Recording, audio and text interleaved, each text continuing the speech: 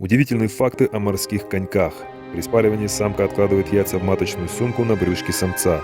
Он носит их там, пока сформировавшееся потомство не вылупится. Самцы рожают от 5 до 1500 детенышей. Поставь лайк, подпишись на канал. Морские коньки плохо плавают. У них отсутствуют хвостовые плавники, зато есть маленький спинной и мелкие по бокам головы. Мастера камуфляжа. Способны изменять цвет и отращивать усики вдоль тела, благодаря чему сливаются с окружающей средой. Все время едят. У них отсутствуют зубы и желудок. Еда проходит через пищеварительный тракт столь стремительно, что им надо постоянно питаться для поддержания жизнедеятельности. Одна особь способна съесть 3000 креветок за день. Их глаза движутся независимо друг от друга, что обеспечивает им кругозор на 360 градусов.